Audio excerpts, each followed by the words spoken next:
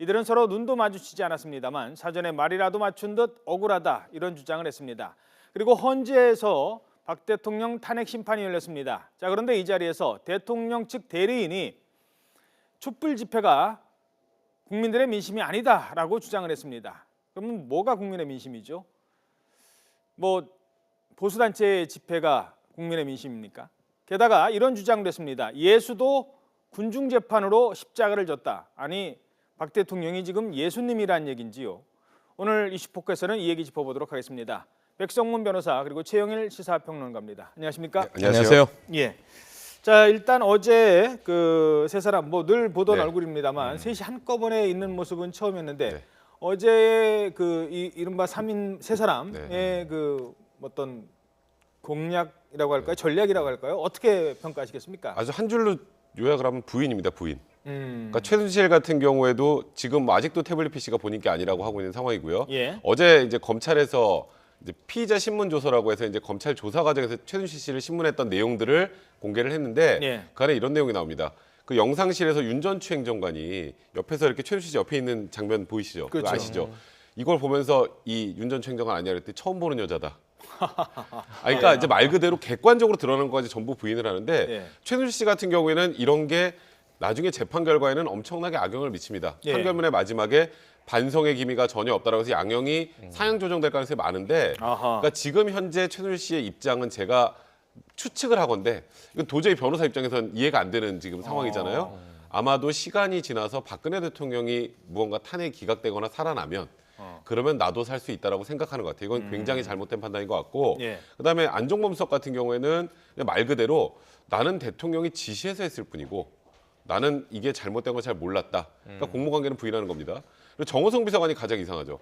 정호성 비서관은 지금까지 자백을 해왔습니다. 예, 왜냐하면 그동안 너무나 명백한 증거들이 있어왔기 핸드폰, 때문에. 예, 휴대전화가. 그리고 이메일 공유했다는 것까지 확인됐잖아요. 예. 그런데 갑자기 저번 공판 준비 기일부터 변호인이 교체되면서 태블릿 PC 얘기를 하기 시작합니다. 예. 태블릿 PC가 최순실 씨 거라는 걸 조건으로 해서 한 자백이었다. 이게 무슨 말인지 저는 잘 모르겠어요. 다른 객관적인 증거가 나와 있는데 예. 그러니까 태블릿 PC를 자꾸 문제 삼는 거는 아까 제가 말씀드렸던 거 한 줄로 요약하면 부인이라고 그랬잖아요. 예. 두 번째 목적은 여론 조성, 여론 호도입니다. 그러니까 태블릿 PC를 자꾸 문제 삼는 건 지금 현 시점에서 증거로서의 가치가 거의 없는 태블릿 PC잖아요. 현 시점에서는 다른 증거들이 워낙 많이 나와서 예. 그게 국정농단 이 출발점이었을 뿐이지 지금 증거 가치는 그렇게 높지 않습니다. 근데 여기를 계속 언급하는 이유는 결국 보수 집회에 가보면 태블릿 PC가 조작됐다. 이건 변호인들이 주장하는 게 아니에요. 예. 근데 거기서는 묘하게 그렇게 이게 좀 이렇게 전이가 돼 있더라고요. 그래서 그런 방향으로 좀 민심을 호도하려는 게 아니냐. 사실 그렇게 안 좋은 시각으로 바라보는 관점도 있는 상황입니다. 여론전에 좀 나서는 그런 것도 있죠.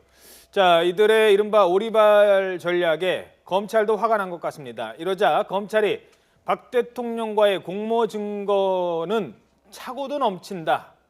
그래서 그동안 국격을 고려해서 공개하지 않은 부분도 많다. 이런 얘기까지 했습니다.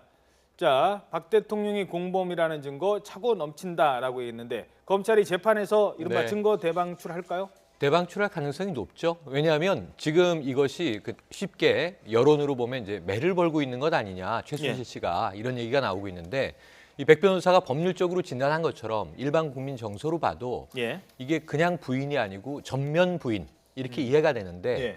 이게 뭔가 전략이 숨어 있는 거라면 좀 고민을 해볼 텐데 제가 보기에는 무전략이에요. 그러니까 전략이 없이 그냥 이제 전면 부인으로 가는 상황이다. 예. 그리고 아까 이제 보수단체 집회가 민심이냐 말씀하셨는데 예. 보수단체 집회라고 부르지 말아달라는 게 일부 중도 보수층의 예. 전언이에요.